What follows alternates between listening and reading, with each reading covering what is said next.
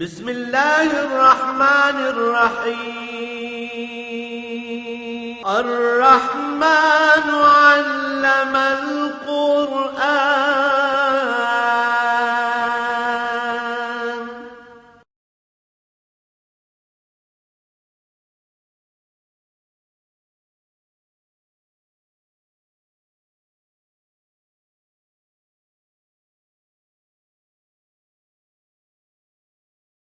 الحمد للہ رب العالمین والصلاة والسلام علی حبیبہ محمد وآلہ وصحبہ اجمعین. اعوذ باللہ من الشیطان الرجیم. بسم اللہ الرحمن الرحیم. وہذا کتاب انزلناہ مبارک مصدق الذی بین یدیہ ولتنذر ام القری ومن حولہا والذین یؤمنون بالآخرة یؤمنون به وهم علی صلاتهم یحافظون. ومن اظلم ممن افترى علی اللہ کذبا او قال اوحی الی ولم یوحى الیہ شیء ومن قال سأنزل مثل ما انزل اللہ ولو تری اذ الظالمون فی غمرات الموت والملائکۃ باسطوا ایدیہم اخرجوا انفسکم اليوم تجزون عذاب الہون بما کنتم تقولون علی اللہ غیر الحق وکنتم عن آیاتہ تستکبرون. وَلَقَدْ جِئْتُمُونَا فُرَادًا كَمَا خَلَقْنَاكُمْ أَوَّلَ مَرَّةٍ وَتَرَكْتُم مَّا خَوَّلْنَاكُمْ وَرَاءَ ظُهُورِكُمْ وَمَا نَرَىٰ مَعَكُمْ شُفَعَاءَكُمُ الَّذِينَ زَعَمْتُمْ أَنَّهُمْ فِيكُمْ شُرَكَاءُ لَقَدْ تَقَطَّعَ بَيْنَكُمْ وَضَلَّ عَنْكُمْ مَا كُنْتُمْ تَزْعُمُونَ. اللهم سبحانك لا علم لنا إلا ما علمتنا إنك أنت العليم الحكيم. مولاي صل وسلم دائما أبدا على حبيبك خير الخلق كلهم. سادہ صاحبہ محاورہ ترجمہ ان آیات مبارکہ کا یہ ہے کہ یہ کتاب ہے جسے ہم نے نہایت مبارک اور بابرکت نازل فرمایا ہے. اپنے سے پہلی کتابوں کی تصدیق کرتی ہے اور آخرت کی خبر دیتی ہے اہل مکہ کو اور اس کے ارد گرد کو. اور جن لوگوں کا آخرت کا یقین ہے وہ اس کتاب پہ ایمان لاتے ہیں اور اللہ کی عبادات اور اللہ کی اطاعت پہ کاربند رہتے ہیں. اگر واقعی کسی پر وحی نازل نہ ہوئی ہو اور وہ کہتا ہو کہ مجھ پہ وحی نازل ہوتی ہے تو اس سے بڑا ظالم کون ہوگا کہ وہ اللہ پر جھوٹ بولتا ہے. اور جو یہ کہتا ہے کہ جیسا اس کتاب کا مضمون ہے ویسا میں بھی بنا سکتا ہوں، تو یہ محض باتیں ہیں. اس قسم کے لوگوں کو اے کاش تم دیکھو جب وہ موت کی سختیوں میں مبتلا ہوتے ہیں اور موت کے فرشتے ان کی طرف اپنے ہاتھ بڑھا رہے ہوتے ہیں اور انہیں کہتے ہیں کہ نکالو اپنی روح کو، آج تم ذلت کے عذاب کی طرف جانا ہے تمہیں، اس لیے کہ تم اللہ پر جھوٹ بولتے تھے، غیر حق کہتے تھے اور اس کی آیات کے مقابلے میں تکبر کرتے تھے. تو ارشاد ہوگا روز حشر کو انہیں کہ بھئی تمہیں تو بڑا ناز تھا، مال و دولت، دنیا، گاڑیاں، مکان، دوست، احباب، لیکن آج تم ویسے ہی خالی ہاتھ، ننگے بدن، ننگے سر، ننگے پاؤں آ گئے ہو جس طرح تمہیں پہلے دن پیدا کیا تھا، اور جتنی نعمتیں عطا کی گئی تھیں انہیں دنیا میں ہی چھوڑ آئے ہو. اور آج تمہارے ساتھ کوئی تمہارا سفارشی بھی نظر نہیں آتا جنہیں دنیا میں تم اللہ کے مقابلے میں عزیز رکھتے تھے. آج تو ان کے اور تمہارے درمیان وہ رشتے ٹوٹ گئے جن پر تمہیں بڑا گمان اور بڑا ناز ہوا کرتا تھا. صدق اللہ العظیم.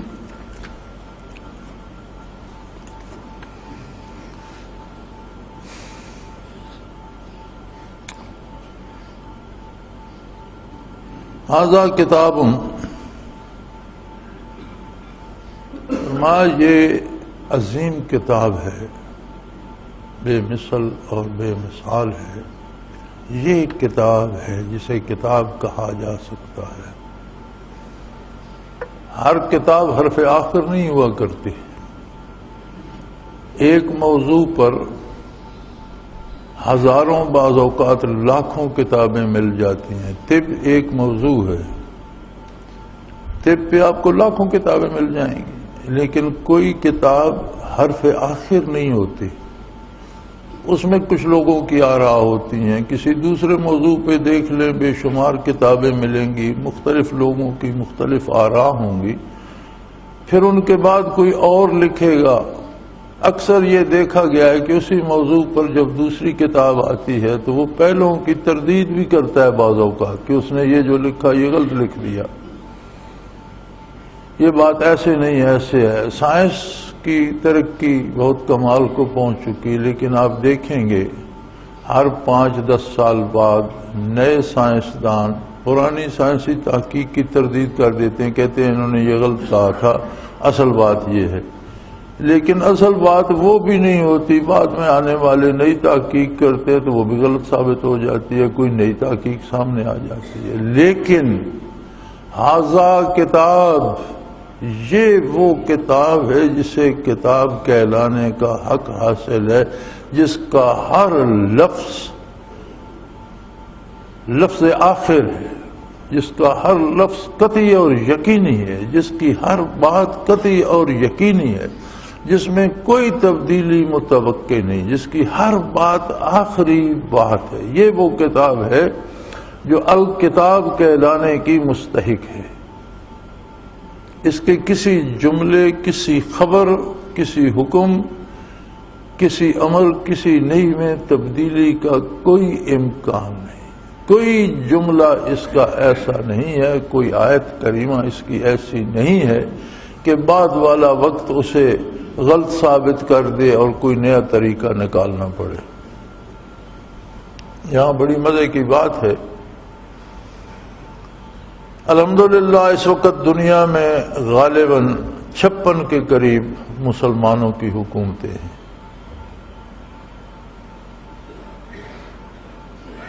اور ساری حکومتیں سوائے شرق اوسط کی چند حکومتوں کے، شرق اوسط میں جو ریاستیں ہیں وہ کم از کم حدود کی حد تک تو انہوں نے اسلام نافذ کر رکھا ہے. باقی بہت سی باتیں ان کی بھی اپنی مرضی کی ہیں.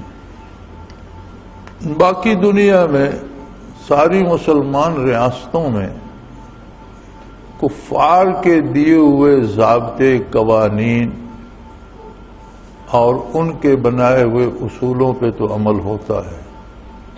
لیکن جب قرآن کی بات ہوتی ہے تو بڑے مزے سے، بالخصوص پاکستان میں تو ہمارے برسر اقتدار لوگ جو کہتے ہیں یہ ہمیں وہ دور قدیم میں لے جانا چاہتے ہیں، جہالت کے دور میں. یہ اسلام کے سنہری دور کو جہالت کا دور سمجھتے ہیں اور یہ کہتے ہیں ہمیں پتھر کے زمانے میں یہ لے جائیں گے. یاد رکھیں قرآن کریم صرف اس زمانے کے لیے نہیں تھا جب نازل ہوا. قرآن کریم نزول سے لے کر قیامت تک کے لیے انسانی زندگی کے، موت کے، انسانی تعلقات کے، سیاست کے، معاملات کے، ہر بات کے اصول متعین کر دیتا. اب کہا یہ جاتا ہے جی زمانہ بدل گیا. کیا بدل گیا؟ اس زمانے میں لوگوں کو بھوک لگتی تھی، آج نہیں لگتی. اس زمانے میں لوگوں کو نیند کی ضرورت ہوتی تھی، آج نہیں ہوتی. اس زمانے میں لوگ کسی غرض کے لیے سفر کرتے تھے، آج کیا بے مقصد پھرتے ہیں. کیا بدلا ہے؟ اس زمانے میں دن رات ہوتے تھے، آج نہیں ہوتے. اس زمانے میں کھیتی باڑی ہوتی تھی، آج نہیں ہوتی. اس زمانے میں لوگ ملازمت بھی کرتے تھے، آج نہیں. سب کچھ وہی ہے، کچھ نہیں بدلا. وسائل اور ذرائع بدلتے رہتے ہیں. اور ہر زمانے کے وسائل اور ذرائع جدا ہوتے ہیں. اس زمانے میں سفر گھوڑے پہ ہوتا تھا، اونٹ پہ ہوتا تھا، آج کار پہ، گاڑی پہ، جہاز پہ ہوتا ہے. تو ذریعہ بدلا، مقصد سفر نہیں بدلا، سفر نہیں بدلا. انسان کو سفر کی ضرورت آج بھی درپیش ہے، مقصد آج بھی اس کا زندگی کے وسائل حاصل کرنا ہی ہے. اس زمانے میں جنگیں ہوتی تھیں، آج نہیں ہوتی. آج تو جنگ بند ہی نہیں ہوتی، امن ہوتا ہی نہیں. اس زمانے میں لوگ کاروبار کرتے تھے، آج کاروبار اسی مقصد کے لیے نہیں کرتے. وسائل اور ذرائع بدلتے ہیں، نہ انسان بدلا ہے نہ انسانی ضرورتیں بدلی ہیں. انسان آج بھی اسی طرح ماں کے پیٹ سے پیدا ہوتا ہے، انسان آج بھی اسی طرح مرتا ہے، انسان آج بھی بیمار ہوتا ہے، صحت مند ہوتا ہے. اس زمانے کی دوائیں کچھ اور ہوں گی، آج کوئی جدید تحقیق آ گئی ہوگی، دوائی کچھ اور ہو گئی ہوگی. اس زمانے میں وہ ڈنڈا مار کے بے ہوش کرتے تھے، آج ٹیکہ لگا کے بے ہوش کر لیتے ہیں. تو ذرائع بدلے ہیں، اصل چیز کچھ بھی نہیں بدلا اور نہ بدلے گا. ذرائع شاید اس کے بعد کچھ اور بدل جائیں. اس زمانے میں گھروں میں کپڑا بنتا تھا روئی کاٹ کر، آج مشینوں پہ روئی چھوڑ کر پولیسٹر اور نائلن کے کپڑے بن رہے ہیں. لیکن کیا لباس کی ضرورت بدلی؟ اصل ضرورت تو تھی نا کہ انسان کو لباس چاہیے. تو تکمیل ضرورت کے سبب بدلے ہیں، اسباب بدلے ہیں، ضرورت نہیں بدلی، کچھ نہیں بدلا، نہ قیامت تک بدلے گا. اسی طرح انسان پیدا ہوتے رہیں گے، مرتے رہیں گے، بیمار ہوں گے، صحت مند ہوں گے، ان کا کاروبار ہوگا، لین دین ہوگا، سفر ہوگا، حضر ہوگا. تو قرآن کریم نے ایسے اصول بتائے ہیں جو زمانے کے ساتھ پرانے نہیں ہوتے. ہر عہد میں اتنے ہی کارگر ہیں جتنے نزول کے وقت کارگر تھے. یہی اس کتاب کی شان ہے اور اسی کی طرف اللہ کریم رہنمائی فرما رہے ہیں. ھذا کتاب، یہ ہے جسے کتاب کہلانے کا حق ہے، جس میں کسی تبدیلی کی کبھی ضرورت ہی پیش نہیں آئے گی، جس نے ایسے اصول بتائے ہیں جو انسانی زندگی کا قیامت تک ساتھ دیتے رہیں گے. پھر ایک تو یہ بات ہوگی کہ اس نے زندگی کے بہت خوبصورت اصول اور قاعدے وضع کر دیے جو نزول قرآن سے لے کر قیامت تک انسان کی رہنمائی کرتے رہیں گے. ایک تو یہ بات ہوگی. دوسری بات اس میں یہ انزلناہ مبارکن، اس کو ہم نے بہت ہی برکت بنا کر نازل فرمایا. اس میں تائید باری بھی ہے، اس میں اللہ جل شانہ کی رحمت بھی ہے.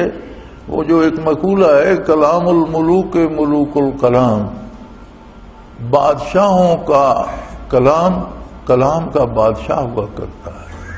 تو یہ احکم الحاکمین کا کلام ہے. متکلم کی ذات کا اثر ہوتا ہے کلام میں. آپ کسی آدمی سے مسلسل باتیں سنتے رہیں تو اس آدمی کی عادتیں آپ تک منتقل ہونے لگتی ہیں، اس کے مزاج کا، اس کی طبیعت کا اثر آپ پر پڑنے لگتا ہے. کسی بچے کو آپ بٹیر لڑانے والوں کے پاس چھوڑ دیں، 2-4 مہینے ان کے ساتھ رہے تو آپ دیکھیں گے وہ بھی ایک بٹیر ہاتھ میں لیے پھرتے. ابھی تجھے کیا ہو گیا؟ وہ ان کے پاس بیٹھ کر ان کی باتیں سن ان کی عادت اس میں بھی آ گئی. تو فرمایا یہ کتاب اپنی شان میں بہت بلند ہے کہ اس کا ہر حرف آخر ہے. پھر صرف یہ نہیں، ایک تو یہی بہت بڑی خوبی تھی، پھر صرف یہ نہیں، یہ اللہ کا کلام ہے اور اس میں تجلیات باری ذاتی ہیں. وہ برکات اس میں موجود ہیں جو اللہ کی ذاتی تجلیات سے متعلق ہیں.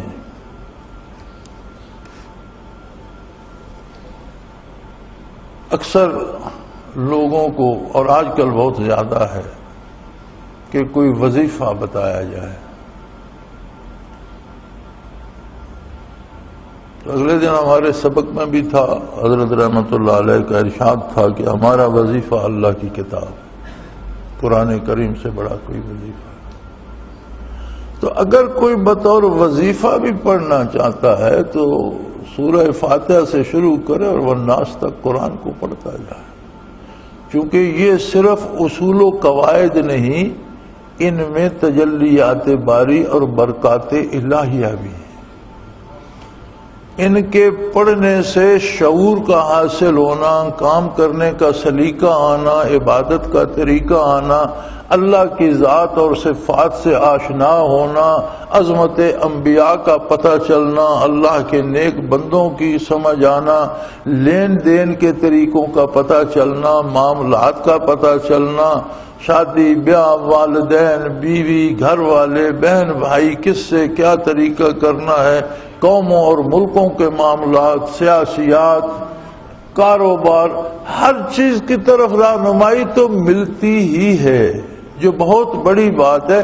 اس کے ساتھ تجلیات باری جو ہیں وہ اور زائد ہیں، یعنی یہ بابرکت بھی ہے، اور اس کے ساتھ کا کوئی دوسرا کلام نہیں، تو پھر اس سے بڑا وظیفہ کون ہوگا؟ تو اگر بطور وظیفہ بھی پڑھنا چاہیں تو شروع کر لیں سورہ فاتحہ سے، والناس پہ ختم کر کے پھر سورہ فاتحہ۔ آپ نے دیکھا ہمارے حفاظ کا قاعدہ یہ ہے کہ کبھی والناس پہ قرآن کو ختم نہیں کرتے، شاید آپ نے خیال نہ کیا ہو، تراویح میں بھی جو حفاظ قرآن سناتے ہیں تو وہ آخری رکعت میں والناس پڑھ کے، آخری 2 رکعتوں کی پہلی رکعت میں سورہ ناس پڑھ کے پھر سورہ بقرہ سے شروع کر کے 1 رکوع پڑھ کے ختم کرتے ہیں۔ یعنی قرآن کریم کے پڑھنے کا اصول یہ ہے کہ کبھی والناس پہ نہ چھوڑ، والناس پہ پہنچے تو پہلے پارے کے 1 رکوع پڑھ کے شروع کر کے چھوڑیں، یعنی تلاوت مسلسل رہنی چاہیے۔ اور سب سے بڑا وظیفہ ہے، اور مزے کی بات یہ ہے کہ زندگی کرنے کی بھی رہنمائی کرتا ہے، موت کی خبر بھی دیتا ہے، ما بعد الموت کی باتیں بھی بتاتا ہے، قبر کی بات بھی کرتا ہے، میدان حشر کی بات بھی کرتا ہے، جنت و دوزخ کا نقشہ بھی کھینچ دیتا ہے، شکم مادر سے بات کو شروع کرتا ہے اور جنت اور جہنم پر جا کر ختم کرتا ہے، بلکہ عالم امر سے شروع کرتا ہے بات کو۔ شکم مادر بھی بہت بعد میں آتا ہے، عالم امر سے جب ارواح پیدا ہوئیں، قل الروح من امر ربی، وہاں سے بات شروع کرتا ہے، ساری زندگی کے سارے طریقے بتاتا ہے۔ پھر اس کی بہت بڑی خوبی یہ ہے کہ یہ بہت بڑی برکت والی ہے، بہت مبارک ہے، اس کے ساتھ تجلیات ذاتی ہیں، اللہ کا ذاتی کلام ہے، اور کلام کرنے والے کا متکلم کا پرتو ہوتا ہے کلام میں۔ مصدق الذی بین یدیہ، پھر کیا کمال کی بات ہے کہ آدم علیہ نبینا علیہ الصلوۃ والسلام دنیا پہ تشریف لائے تو انہوں نے بتایا اللہ واحد ہے، لا شریک ہے، اس کی ذات کیسی ہے، صفات کیسی، انہوں نے بتایا اللہ کے فرشتے ہیں، انہوں نے بتایا عذاب و ثواب ہے، انہوں نے بتایا موت کے بعد زندگی ہے، انہوں نے بتایا حشر قائم ہوگا، انہوں نے بتایا جنت و دوزخ ہے۔ جتنی خبریں آدم علیہ نبینا علیہ الصلوۃ والسلام نے دی، ہر آنے والے نبی نے اس خبر کی تصدیق کی۔ جتنی خبریں پہلی کتابوں نے دیں، تورات، انجیل، زبور، پہلی کتابوں نے جتنی خبریں دیں، یا وہ صحیفے جو انبیاء پہ اترے، جتنی باتیں بطور خبر ان میں تھی کہ آخرت میں یہ ہوگا، عذاب ثواب کا یہ عالم ہوگا، نیکی کا یہ اجر ملے گا، برائی کی یہ سزا ہے، ہر بات کی اس نے تصدیق کی۔ یعنی یہ خود اس کا ایک معجزہ ہے کہ نزول قرآن سے پہلی کتابیں تو پہلے نابود ہو چکی تھیں، اور ان کی حقیقت جو تھی اور اصل عبارت ملتی ہی نہیں تھی۔ جو انجیل آخر میں عیسیٰ علیہ السلام پر جو کتاب نازل ہوئی، بعثت عالی کے وقت تک وہ بھی نابود ہو چکی تھی، نہیں مل رہی تھی، اور لوگوں نے اس میں تعریف اور تبدیلیاں کر کر کے پتہ نہیں کیا سے کیا بنا دیا تھا۔ تو یہ کیا کمال نہیں کہ 500 سال کے بعد آئی کتاب اور اس نے سارے حقائق پھر روشن کر دی، تمام پہلی کتابوں کے سارے حقائق پھر روشن کر دیے۔ جھوٹ جو ہوتا ہے وہ تو یاد نہیں رہتا، ایک بار جھوٹی کہانی سناؤ، 10 دن بعد کوئی پوچھے تو کچھ نہ کچھ اس میں آپ بدل کر سنا دیں، اور اگر سال گزر جائے تو ساری کہانی بدل جائے گی، آپ نے پہلے کچھ کہا تھا پھر کچھ کہہ دیں گے۔ یہ سچ ہے جو تبدیل نہیں ہوتا۔ تو فرمایا اس نے تو پہلی کتابوں پہ جو غبار بیٹھ چکا تھا حقائق پہ، وہ غبار بھی اٹھا دیا اور تمام امور کی تصدیق کر دی۔ اور یاد رکھیں ہر شریعت میں جو تبدیلی آئی وہ احکام میں آئی، خبر میں تبدیلی نہیں آئی، چونکہ خبر کا اصول یہ ہے کہ جب 2 خبریں آتی ہیں تو دونوں ایک بات کے بارے 2 خبریں آئیں، ایک معاملہ کے بارے 2 خبریں آئیں تو دونوں سچ نہیں ہوتے، ایک سچ ہوتی ہے۔ تو خبر میں اگر تبدیلی آئے تو 2 میں سے ایک کا سچ نہ ہونا ضروری ہوگا، لہذا کسی خبر میں کوئی تبدیلی نہیں، ہر نبی نے جو خبر دی وہ وہی تھی، اللہ کے بارے، اللہ کی ذات کے بارے، آخرت کے بارے۔ تو دنیا میں سب سے نیک، سب سے اچھے، سب سے بھلے، سب سے سچے لوگ اللہ کے نبی تھے۔ تو 1.25 لاکھ کم و بیش یا اس سے زیادہ یا کم اللہ کے نبی ہیں، تو کون بدبخت یہ سوچ سکتا ہے کہ تمام نیک ترین اور معصوموں کا یہ گروہ معاذ اللہ جھوٹ پہ متفق ہو گیا؟ یعنی جسے کتاب کے احکام میں یا کتاب کی روایات میں شک گزرتا ہے تو وہ اس کا شک 1.25 لاکھ نبیوں کی صداقت کو متاثر کرتا ہے۔ تو نسل انسانی کے نیک ترین معصوم عن الخطا اللہ کے بندے اور اللہ کے برگزیدہ نبی اور رسول، معاذ اللہ کیا وہ جھوٹ پہ متفق ہو؟ اور اس کا مقصد یہ ہے، اس کتاب کے اس بابرکت اور حقیقی کتاب کے نزول کا مقصد یہ ہے لِتُنذِرَ أُمَّ الْقُرَىٰ وَمَنْ حَوْلَهَا، کہ آپ اہل مکہ کو انذار ہوتا ہے آنے والے وقت کی، آنے والے خطرے کی بر وقت اطلاع۔ ہمارے اردو دان حضرات اس کا ترجمہ ڈر کر دیتے ہیں تاکہ تو ڈرائے۔ ڈر تو مختلف ہوتے ہیں، ڈر دشمن کا بھی ہوتا ہے، ڈر موذی جانور کا بھی ہوتا ہے، ڈر کسی سے دھوکہ کھانے کا بھی ہوتا ہے، ڈر درندے کا بھی ہوتا ہے، کسی کو تاریکی میں ڈر لگتا ہے۔ ڈر ایک عام سا لفظ ہے اردو کا، عربی میں جو انذار ہے ڈر اس کا مفہوم ادا نہیں کرتا۔ انذار کا مطلب یہ ہے کہ کوئی بندہ کسی راستے پہ جا رہا اور اس راستے پہ آگے ڈاکو ہیں، وہ لٹ جاتے ہیں، اسے پتہ نہیں، جو بھی مسافر جاتا ہے قتل ہو جاتا ہے، مال لوٹ لیتے ہیں، تو اسے بتایا جائے کہ اس راستے پہ نہ جاؤ، اس پہ لوٹے جاؤ گے، مار دیے جاؤ گے، اسے کہتے ہیں انذار۔ یعنی آنے والی تباہی کا اس کے آنے سے پہلے پتہ دے دینا، یہ انذار ہوتا ہے۔ فرمایا لِتُنذِرَ أُمَّ الْقُرَىٰ، کہ آپ اہل مکہ کو کفر پر رہنے سے جو آنے والے خطرات ہیں، موت کے وقت، موت کے بعد، برزخ میں، پھر میدان حشر میں، پھر جہنم کے عذاب، ان کی بروقت اطلاع دے دیں۔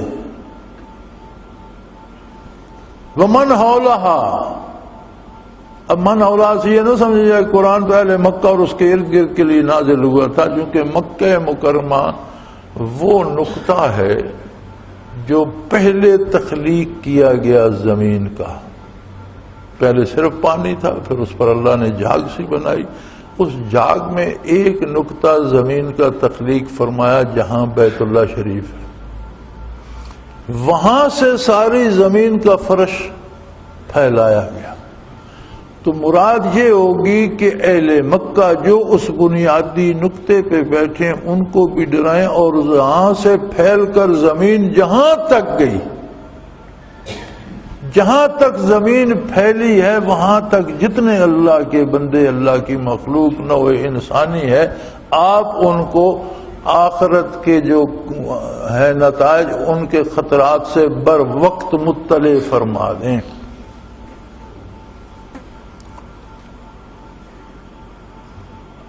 اور ایک اور بات بڑی عجیب فرمائی، ہم کہتے ہیں کہ یار مساجد بڑی بن رہی ہیں، نمازی کوئی نہیں ملتا، اور ہے بھی حقیقت۔ جہاں جاؤ چندہ برائے مسجد کی ایک کاپی ہے، جہاں جاؤ ایک مسجد کی بنیاد رکھی ہوئی ہے، ہر محلے، ہر گاؤں، ہر جگہ۔ لیکن جب اذان ہوتی ہے تو 2-4 ٹوٹے پھوٹے لوگ، بوڑھے بیچارے، کوئی وہ اللہ توفیق دے تو آ جائیں، ورنہ کوئی مسجد میں نہیں آتا۔ اس کا سبب کیا ہے؟ انہیں پتہ نہیں ہے کہ یہ پنجگانہ صلاۃ فرض ہے، اور فرض جو ہوتا ہے، فرض عین جو ہوتا ہے، وہ اس طرح ہوتا ہے جیسے سانس لیتے ہیں۔ دین کے لیے بمنزلہ سانس لینے کی ہے، اگر وہ چھوٹ جائے گا تو دین کا بچنا محال ہے۔ تو کیوں نہیں پڑھتے؟ اللہ کریم نے وجہ بتائی کہ ان بے وقوفوں نے اسی دنیا میں دل لگا، انہیں یہ خیال ہی نہیں ہے کہ آخرت بھی ہے۔ جسے آخرت کا خیال ہوگا وہ اس کتاب کو مانے گا، جسے یہ خیال ہوگا کہ زندگی کے بعد بھی زندگی ہے، پہلے آخرت کا اعتبار ضروری ہے، پھر عمل کی توفیق نصیب ہوگی۔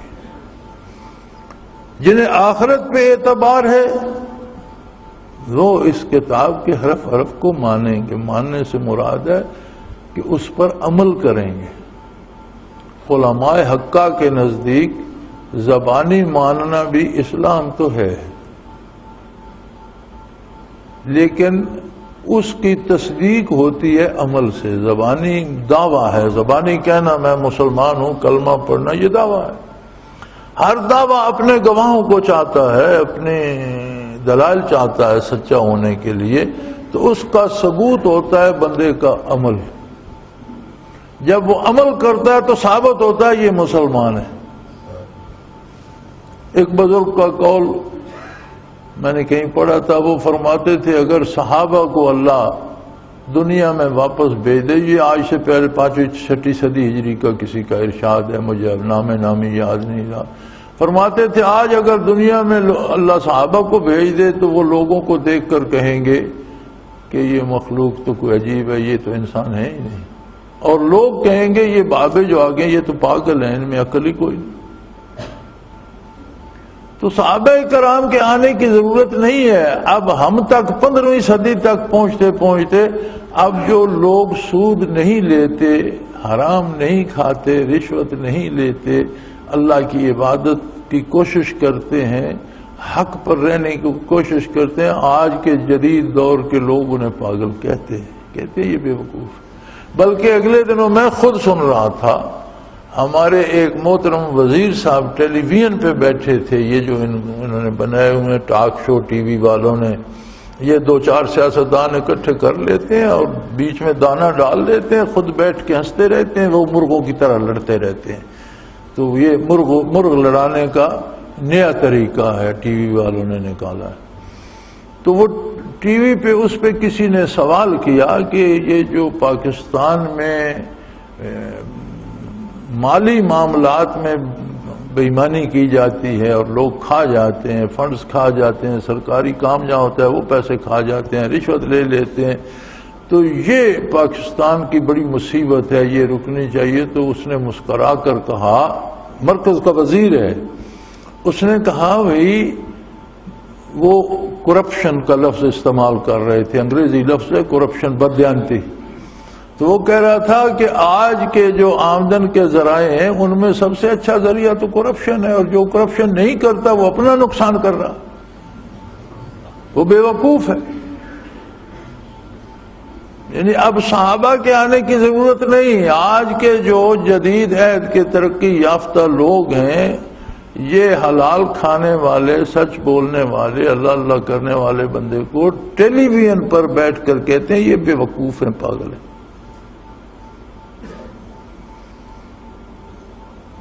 اور جو آخرت پہ یقین رکھتا ہے وہ اللہ کی کتاب کو بھی مانے گا، وہ ہم علی صلاتہم یحافظون، اور وہ عبادات پر بھی پہرا دے گا، حفاظت کرے گا۔ بڑا خوبصورت لفظ چنا اللہ کریم نے کہ عمل کرنا ایک اور بات ہے، اور اس عمل کی حفاظت کرنا یعنی اس طرح کرنا کہ اس کا حق ادا ہو جائے، یہ اور بات ہے۔ ایک کام کرنا اور بات ہے، اور اس کام کی حفاظت کرنا اور بات ہے۔ حفاظت سے مراد ہوتا ہے اس کی ساری جزیات کا تحفظ کیا جائے، خانہ پوری نہ ہو، وہ کام ہو۔ تو فرمایا علی صلاتہم یحافظون، وہ اپنی عبادات کی اور اطاعت الہی کی اور صلاۃ کی حفاظت کرتے ہیں، لباس پاک رکھتے ہیں، بابوضو رہنے کی کوشش کرتے ہیں، اوقات کی فکر رکھتے ہیں، وقت ہوتا ہے تو فوراً ادا کرتے ہیں، عبارت صحیح ادا کرتے ہیں، رکوع و سجود صحیح کرتے ہیں، یعنی ایک حفاظت کرتے ہیں اپنی صلاۃ کی، اور اس کا تعلق ایمان بالآخرت سے۔ اگر آخرت پر یقین نہیں تو پھر یہ مشقت کوئی کیوں کرے گا؟ رہی یہ بات کہ کفار کہتے ہیں حضور صلی اللہ علیہ وسلم نے معاذ اللہ اپنے پاس سے یہ بات گھڑ لی اور کہہ دیا مجھ پہ وہی آتی ہے۔ فرمایا حضور کی ذات والا صفات سے تو تم واقف ہو۔ ایک ہستی جو تمہارے شہر میں پیدا ہوئی، جس کا بچپن تمہارے ساتھ گزرا، لڑکپن تمہارے ساتھ گزرا، جوانی تمہارے ساتھ بیت گئی، 40 برس کہولت کی عمر کو، عمر ڈھلنے آ گئی جب، تو 40 برس جس ہستی نے کسی فرد پر کسی چیز کے بارے کوئی بات جھوٹی نہیں کہی، وہ یک اللہ کریم پر جھوٹ بولنے لگ جائے گا؟ کیا سوچتے ہو تم انسان؟ کیا ایسا ممکن ہے؟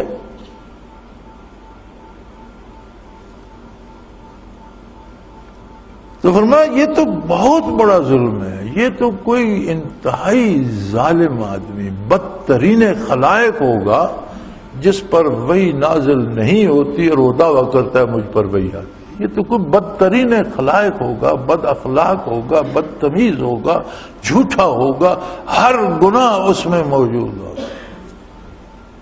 جس طرح مرزا قادیانی نے کہا، دعویٰ کیا، تو میرے ایک دوست ہوتے تھے بڑے اچھے، اور بڑے اچھے پڑھنے لکھنے والے لٹریری آدمی تھے، تو ایک قادیانی دوست نے انہیں اپنا لٹریچر پڑھنے کے لیے دیا کہ بھئی پڑھنے میں تو کوئی حرج نہیں، آپ مانیں نہ مانیں، تو یہ ہمارے نبی کی کتابیں ہیں، ہم تو اسے نبی مانتے ہیں، تو یہ تو آپ اس کا مطالعہ کر کے مجھے بتائیں۔ تو کچھ دن بعد انہوں نے وہ کتابیں دیکھ کے انہیں لوٹائیں۔ ہاں جی، انہوں نے پوچھا فرمائیے کیا سمجھ آئی؟ اس نے کہا یار بڑی سمجھ آئی، یہ جس شخص کی کتابیں ہیں یہ تو انسان ثابت نہیں ہوتا تو نبی تو بہت بلند ہوتا، یہ تو کوئی پاگل ہے، بے وقوف ہے، اور بڑا پرلے درجے کا جھوٹا اور بدترین آدمی۔ اس کی اپنی کتابیں بتا رہی ہیں کہ اسے تو انسان ثابت کرنا مشکل ہے، تم نبی مانے پھرتے۔ یہ اس کی اپنی کتابوں سے میں نے نتیجہ نکالا ہے کہ تو یہ تو آدمی بھی نہیں ہے، یہ تو پرلے درجے کا جھوٹا بدکار انسان ہے۔ تو وہی حق فرمایا اللہ نے کہ اگر کسی پر وحی نہیں آتی اور اس بات کا دعویٰ کرتا ہے کہ مجھ پہ وحی آتی ہے تو وہ بدترین خلائق ہوگا، جبکہ اللہ کا نبی مثالی انسان ہے، جس جیسا دوسرا انسان کوئی نہیں ملتا زندگی کے ہر شعبے میں۔ یا پھر کسی نے کہا وَمَنْ قَالَ سَأُنزِلُ مِثْلَ مَا أَنزَلَ اللَّهُ، کسی نے کہا میں بھی ایسی عبارت بنا سکتا ہوں جیسی اللہ نے نازل کی ہے قرآن میں۔ فرمایا بہت بڑا جھوٹا ہے۔ قرآن نے تو اعلان کیا تھا کہ اس جیسی ایک فکرہ بنا کر لاؤ، اور بڑے بڑے اہل زبان تھے، قرآن کا وہ اعلان آج بھی موجود ہے، اور فرمایا جن اور انسان سارے اکٹھے ہو جاؤ، اس کی مثال نہیں بنا سکتے۔ جو کمالات اس کلام میں ہیں وہ ان کمالات کا ایک جملہ کسی سے نہیں بن سکتا۔ ہاں اے مخاطب، اس طرح کے لوگ جو نبوت کا جھوٹا دعویٰ کرتے ہیں یا کہتے ہیں قرآن قصے کہانیوں کی کتاب ہے، ایسے قصے کہانیاں ہمیں بھی آتے ہیں، کاش تو انہیں موت کے غوطے کھاتے ہوئے دیکھے، کاش تم میں اتنی بصیرت ہو کہ تو انہیں اس وقت دیکھے جب یہ موت کی سختیوں میں مبتلا ہوتے ہیں۔ والملائکۃ باسطوا ایدیہم اخرجوا انفسکم، اور موت کے فرشتے، ملک الموت کے ماتحت بھی ایک مخلوق ہے فرشتوں کی جو ہر آدمی کے لیے الگ مقرر ہیں اس کی روح قبض کرنے کے لیے، جب وہ آتے ہیں اور انہیں کہتے ہیں نکلو باہر، اب بدن سے روح کو کہتے ہیں اب نکالو اپنی روح کو باہر، اب تمہیں عذاب کی طرف جانا ہے، اس وقت کاش تو انہیں دیکھے۔ بڑی عجیب بات یہ ہے کہ انبیاء علیہ والسلام کے بارے تو کسی کو شبہ نہیں ہے کہ نبی کا کشف روز روشن کی طرح واضح ہوتا ہے، ساری وحی کشفن ہی نبی پر الہامن کشفن ہی آتی ہے، فرشتے کو دیکھتا ہے، فرشتے سے کلام سنتا ہے اللہ کا نبی۔ اولیاء اللہ کے لیے بھی ثابت ہے کہ فرشتوں کو دیکھتے ہیں، فرشتوں کی بات سنتے ہیں، بطور کرامت کے معجزہ ہوتا ہے نبی کا کشف، ولی کو بطور کرامت نبی کے اتباع سے نصیب ہوتا ہے۔ اور اگر یہ دیکھا ہی نہ جا سکتا ہوتا، ناممکن ہوتا، تو قرآن کیوں کہتا کاش تو اس وقت دیکھے جب یہ مر رہے ہوتے؟ تو ناممکن کی تو مثال، ایک چیز ممکن ہی نہیں، کبھی کوئی ایسی مثال تو قرآن میں نہیں آئی کہ بندے سے کہا جائے کاش تو پرندے کی طرح اڑ کر دیکھتا، یہ تو نہیں آئی کہ نہیں، ناممکن کو کرنے کو کہا ہی نہیں جاتا۔ اور جو قرآن میں آئے کہ کاش تو دیکھ سکتا، تو اس کا مطلب ہے کہ بندہ مومن دیکھ سکتا ہے اگر وہ نبی کا اتباع کرے اور اللہ اسے مشاہدہ عطا کر دے، تو وہ دیکھ سکتا ہے کہ جب یہ کافر اور بدکار اور منکرین موت کی سختیوں میں ہوتے ہیں اور فرشتے دوزخ کے یا وہ عملہ جو ملک الموت کا ہے ان کی طرف ہاتھ بڑھا رہا ہوتا ہے، اور پھر وہ انہیں خبر بھی دے رہا ہوتا ہے کہ بس اب چلو، اب تمہیں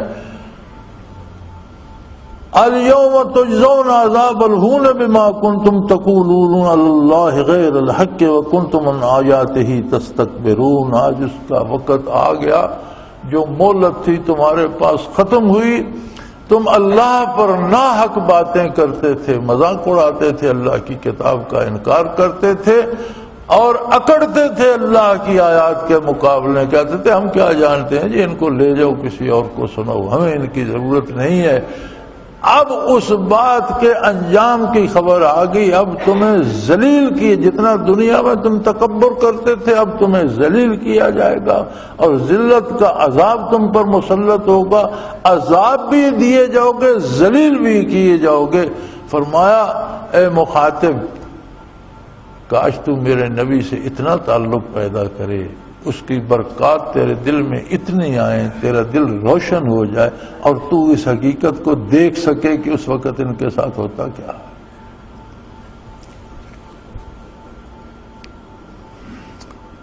فرمائے گا اللہ کریم حشر کو فرمائے گا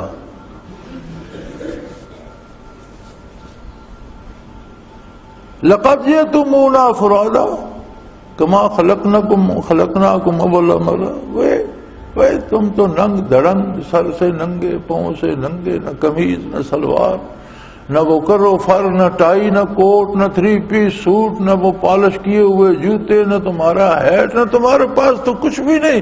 جیسا میں نے تمہیں پیدا کیا تھا شکم مادر سے، تم تو ویسے ہی ننگے منگے آ گئے یار۔ تو وہ جس مال پہ اتراتے تھے اور جس کو جمع کرنے کے لیے حلال حرام کی تمیز نہیں کرتے تھے، اور جن محلات پہ بڑا فخر تھا اور جس اقتدار پہ بڑے ناز کرتے تھے، وہ کیا ہوا؟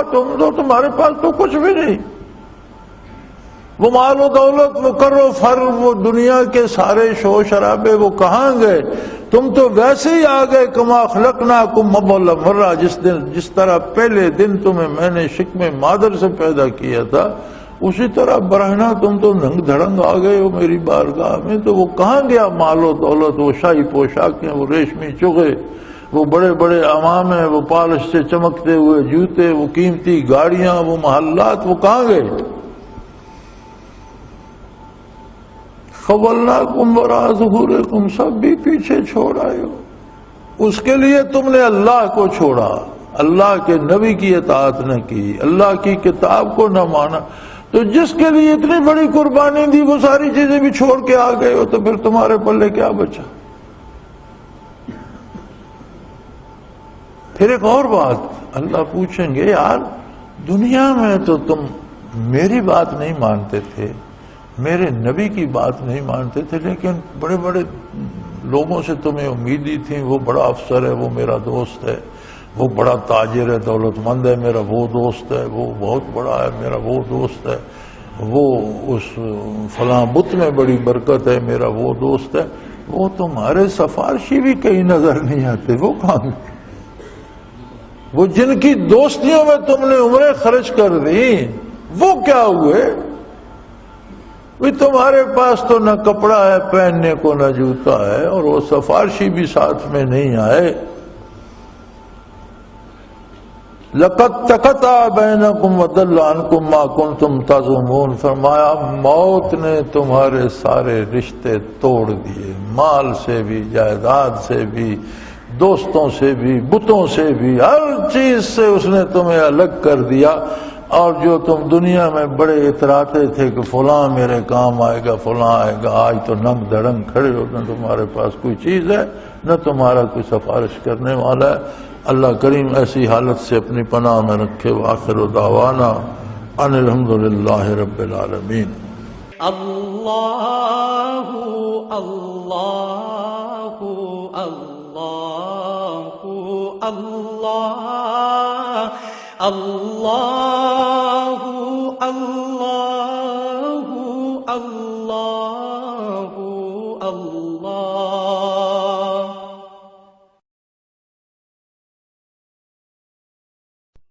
حضرت امیر محمد اکرم آوان مد ذلہ العالی دارالعرفان منارہ ضلع چکوال میں سالہ سال سے قرآن و حدیث کے اوپر خطابات کر رہے ہیں اور سلسلہ نقشبندیہ اویسیہ کے مطابق لوگوں کو ذکر الہی کی تربیت دے رہے ہیں۔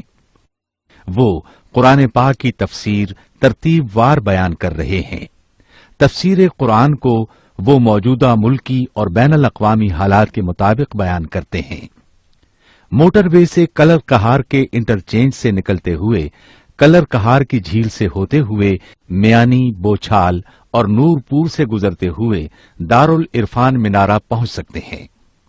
حضرت امیر محمد اکرم آوان نے بچیوں اور بچوں کی دینی اور دنیاوی تعلیم کے لیے سقارہ اکیڈمی کے نام سے ایک درسگاہ بھی قائم کی ہے، جس کا افتتاح ملک پاکستان کے صدر جنرل محمد ضیاء الحق نے اپنے دست مبارک سے کیا تھا۔ وہ تمام احباب جو اسلام کی طلب رکھتے ہیں ان سے گزارش ہے کہ دارالعرفان منارہ ضلع چکوال میں امیر محمد اکرم آوان صاحب کے خطابات سے مستفید ہوں۔ وہ ہر جمعے کو نماز سے پہلے بیان فرماتے ہیں۔ ہر ماہ کی پہلی اتوار کو ماہانہ اجتماع ہوتا ہے جس میں آپ خصوصی خطاب فرماتے ہیں اور پاکستان کے چاروں صوبوں سے احباب اس اجتماع میں شرکت کرتے ہیں۔ اس کے علاوہ یہاں سال میں 2 مرکزی اجتماعات بھی ہوتے ہیں، ایک رمضان المبارک میں اعتکاف کا اجتماع اور دوسرا جولائی اور اگست میں 40 دن کا اجتماع ہوتا ہے جس میں روحانی تربیت کی جاتی ہے۔